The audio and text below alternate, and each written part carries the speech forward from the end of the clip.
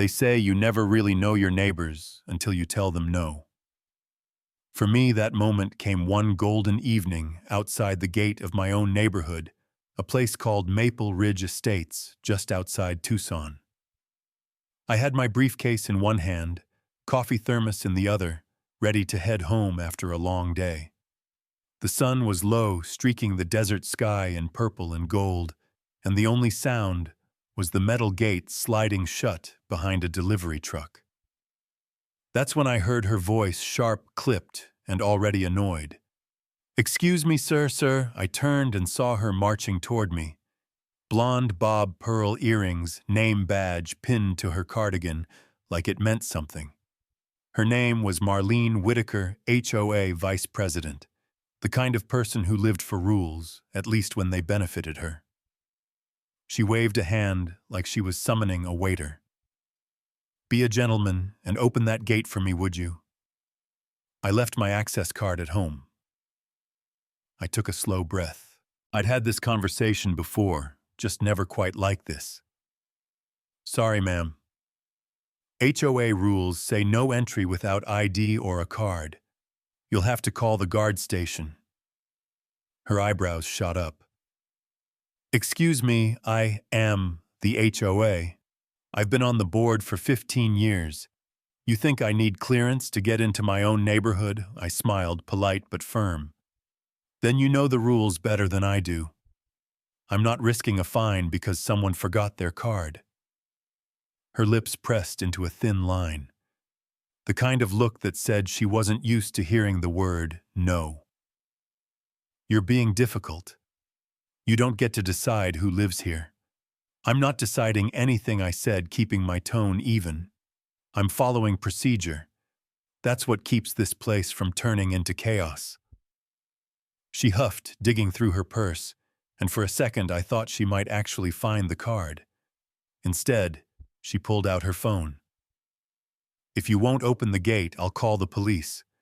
Let them deal with you." I stared at her. "You're calling 911 because I followed the HOA rulebook."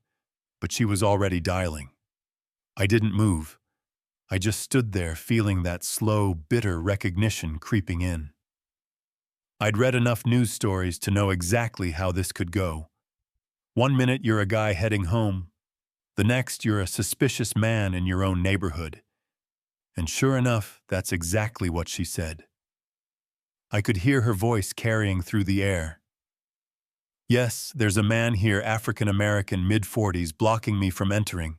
He's acting suspicious." I closed my eyes and muttered, "Unbelievable." What Marlene didn't know was that on the other end of that call sat my wife, Dana. She'd been working dispatch for the county for 8 years, steady voice, calm under pressure. When that call came in, she started writing down details like she always did. But the second she heard Maple Ridge Estates, an African-American male, mid-40s, her pen froze. She knew it was me. Dana told me later her pulse kicked up so fast she could barely hear the woman over the noise of the room. She wanted to scream, to say, "You're describing my husband." But she couldn't. Protocol. Professional distance. She had to stay composed. So she did what she always does. She took notes and sent officers to respond, even though her stomach was in knots. By the time the cruiser showed up, the sky had turned dusky blue. 2 officers, one older, one young, stepped out. Their lights washed the stucco walls red and blue. Marlene pointed straight at me like I was a fugitive. "That's him," he refused to let me in.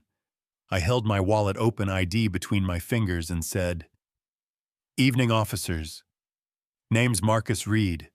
I live right here, 2 blocks inside." She asked me to break the rules. I said no. The older officer, Ortega, gave me a long look, then turned to Marlene. "Ma'am, did he threaten you or block your path?" She hesitated, which was telling. "Not exactly. But his attitude was threatening. He was glaring at me." I almost laughed. "Glaring? I've been standing here holding my ID." The younger cop Bowers tilted her flashlight down, scanning my briefcase and car. Calm. Cooperative. She seemed to see what this really was. "Ma'am," she said evenly, "feeling uncomfortable isn't the same as being in danger." Marlene's face turned crimson. "So my word means nothing now." Ortega sighed. "Your word matters. But we respond to emergencies. This doesn't appear to be one."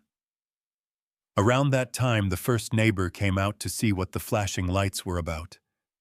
Then another. Within minutes, there were half a dozen folks standing on porches or recording with their phones. I felt their eyes, felt the weight of being the scene.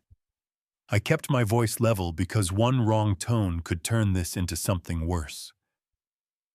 "Marlene," I said quietly, "you called the police because I told you no. That's not safety, that's pride." She squared her shoulders. "You embarrassed me in front of everyone." "No, I said you did that yourself." You could feel the shift right then, in the crowd murmuring, the officers glancing at each other. Even Bowers gave a small nod like she'd seen enough. But what none of them knew was that inside the dispatch center, Dana was sitting there, headset on hands, trembling, hearing every word.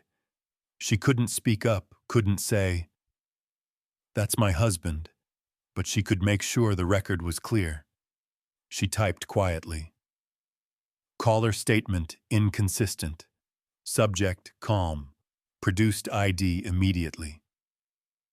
By the time Ortega handed my license back, the tension had started to break. "You're free to go, sir," he said. "You've done nothing wrong." Marlene wasn't ready to let it end. "You can't just let him walk away," she snapped. "People like him, that's when everything stopped." The crowd went silent, every phone recording. Ortega's jaw tightened. I looked at her and said softly, "People like me." "You mean homeowners, fathers, professionals?" Her mouth opened, but nothing came out. Bowers stepped forward, her tone clipped. "Ma'am, misuse of 911 is a serious offense. We can cite you for it." The look on Marlene's face, shock, disbelief, like the ground had just shifted under her feet, was something I'll never forget. The officers left soon after. The neighbors slowly drifted back inside, some shaking their heads, some whispering. Marlene stood by the gate like a statue, clutching her purse, her face pale under the glow of the streetlight. I got in my car and finally drove home, but the silence on that short drive was heavier than any argument. When I walked through the front door, Dana was waiting. She didn't have to say anything. I saw it in her eyes. We just stood there for a moment, the kind where words don't help. Later, over coffee, she told me how helpless she felt, listening to that call, how close she'd come to breaking protocol. And I told her how it felt standing there accused in front of my own neighbors, knowing one wrong move could rewrite the story completely. The next morning, it was everywhere. Someone had posted the videos online, Marlene shouting, "People like him, me standing there calm, the officers shutting her down." The comments came fast. "Good on him for keeping his cool. This is what happens when power goes unchecked." HOA. Karen strikes again. By noon, the HOA president called an emergency meeting.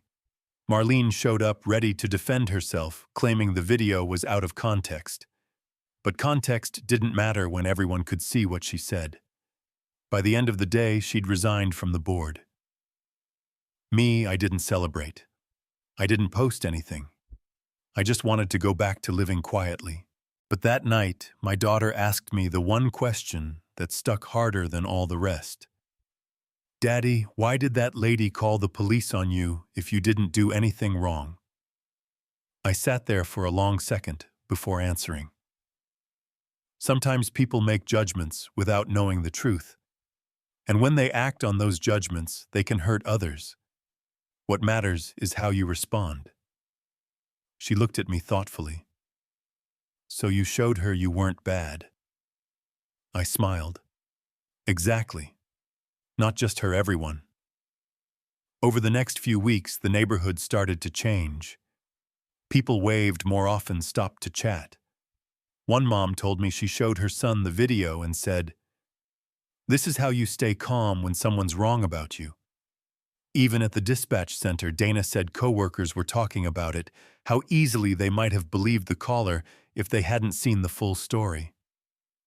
As for Marlene, she disappeared. No more patrols, no more warning letters taped to doors. The woman who once ruled the HOA with an iron smile became just another quiet house behind closed blinds. Sometimes I think about that night when I drive past the gate, the same gate that started it all.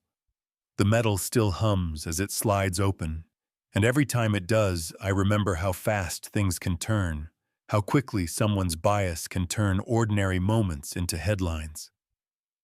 But I also remember this, that dignity is louder than accusation, and the truth, if you let it breathe, always finds its way to the surface.